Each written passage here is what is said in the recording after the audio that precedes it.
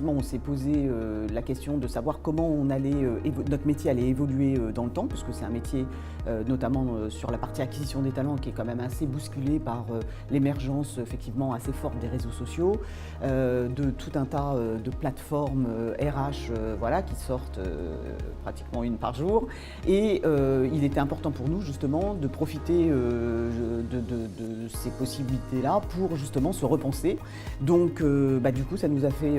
retravailler effectivement d'une page blanche pour recréer quelles étaient les ambitions qu'on se mettait déjà à 3 à 5 ans et avec quelle vision,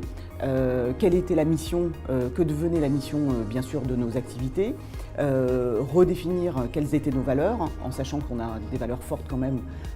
qui tournent autour de la bienveillance et de l'humanisme, qui sont restées ancrées parce que c'est vraiment notre ADN très fort. On a changé de nom, donc il y a eu ce travail effectivement où Sébastien Gégou nous a accompagnés pour réécrire notre plateforme de marque. Et une fois qu'on a défini une plateforme de marque et des ambitions, après il faut l'incarner. Donc du coup on a effectivement travaillé avec des acteurs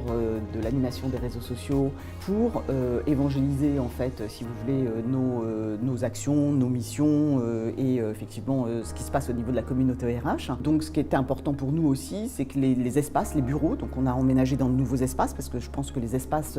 représentent aussi un phénomène d'attractivité dans les équipes et sont très porteurs en fait d'une ambiance, donc de l'incarnation des valeurs et des façons de travailler. On a repensé tout notre modèle justement de recrutement d'expérience candidat, d'intégration de nos collaborateurs. Donc on a créé un parcours d'intégration qui est un parcours sur 1 an en fait. Et on a formé les collaborateurs justement à incarner, si vous voulez, les comportements, les valeurs, aussi bien en interne qu'en externe auprès des clients. Parce que l'essentiel pour nous était que justement il n'y ait pas de rupture et que ce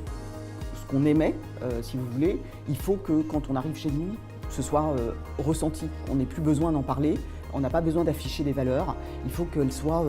comme ressenties en fait, aussi bien par les clients internes que sont les collaborateurs que les clients externes.